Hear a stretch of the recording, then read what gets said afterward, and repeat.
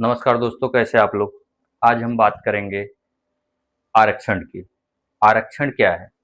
आरक्षण सिर्फ आर्थिक कमजोरी का सवाल है या सामाजिक असमानता का भी?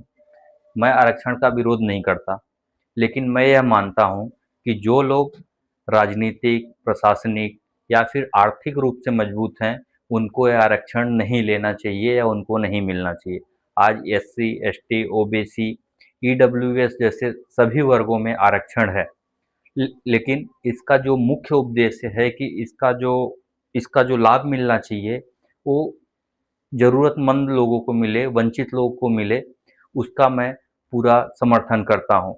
लेकिन यह एक यहाँ पे एक बड़ा सवाल यह है, क्या सामाजिक भेदभाव सिर्फ पैसे से खत्म हो जाता है? मान लीजिए किसी व्यक्ति के पास करोड़ों रुपए है, या वह विधायक है, सांसद है, अधिकारी है, क्या उसके पास इतना पैसा या राजनीतिक या अधिकारी होने के बाद उसकी जाति लोग भूल जाते हैं? ऐसा है तो हमें कुछ घटनाएं याद आती हैं। जैसे कि अभी उत्तर प्रदेश में एक विधायक हैं, जय देवी कौशल जी, जो बीजेपी से विधायक हैं। उन्होंने 1 करोड़ रुपए का सरकारी फंड दिया एक मंदिर के निर्माण में, माता जी के मंदिर के निर्माण में। और जब वहाँ पे उसका भूमि पूजन होने लगा तो उनका ऐसा आरोप है, उन्होंने कैमरा आके बताया कि उन्हें भूमि पूजन में पार्ट लेने नहीं दिया गया, उनको माला नहीं छूने दिया, उनको अ, नारियल नहीं छूने दिया। क्यों? क्योंकि वे एससी समाज, पासी जाति से आती हैं। इसी तरह की एक घटना मल्लिका खरजून गर्गे जी के साथ अभी सुनने को आई थी या देखने को आई थी। कुछ साल पहले ऐसे ही घटना हुई थी उत्तर प्रदेश के पूर्व मुख्यमंत्री अखिलेश यादव जी के साथ।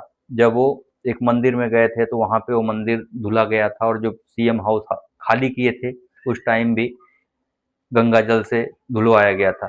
इस घटनाओं को सच्चाई और परिस्थितियां जो हैं उस पे अलग-अलग राजनीतिक मत हो सकते हैं आप सबके, लेकिन ये घटनाएं एक बड़ा सवाल जरूर खड़ा कर सकती हैं।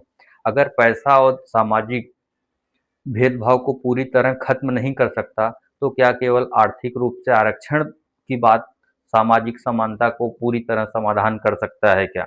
हम यह मानते हैं कि हमें किसी जात के खिलाफ नहीं होना चाहिए, नहीं है। हमें जाति व्यवस्था के रूप में या उसके खिलाफ होना चाहिए जो इंसान की योग्यता और सम्मान से पहले उसकी जाति देखता है। मेरा लक्ष्य जाति का आरक्षण से हटना नहीं है, बल्कि ऐसा भारत बनाना है जहां इंसान की पहचान उसकी जात से नहीं हो, उसकी योग्यता और इंसानियत से हो। अगर हम वास्तव में बराबरी चाहते हैं तो हमें दो चीज़ों पे काम करना पड़ेगा। पहला कि जो आर्थिक रूप से कमज़ोर हैं, उन्हें आर्थिक सहायता और अवसर, और दूसरा जो सामाजिक भेदभाव झेल रहे हैं उन्हें वास्तविक में सामाजिक सम्मान मिले। और मेरा मानना है कि अंतिम लक्ष्य ऐसा भारत होना चाहिए जहाँ पे जात के आधार पर भेदभाव खत्म हो, जहाँ न किसी की जात के कारण पीछे रखा जाए, न किसी के जात के कारण विशेषाधिकार मिले, और न ही किसी परिवार में जन्मे गरीब बच्चे को वंचित होना पड़े क्योंकि उसने किसी एक खास परिवार में जन्म लिया या किसी खास जात में जन्म लिया। आरक्षण पर बहस होनी चाहिए, लेकिन उससे भी बड़ा बहस ये होना चाहिए जात व्यवस्था खत्म करने की। अगर हम जाति व्यवस्था खत्म कर दें तो हमको एक सामाजिक जो समानता है वो मिलेगी, और फिर एक ही आरक्षण रहेगा जो आर्थिक रूप से रहेगा। जो आज सामाजिक और आर्थिक दोनों चल रहे हैं वो बंद हो जाएंगे, ऐसा मेरा मानना है।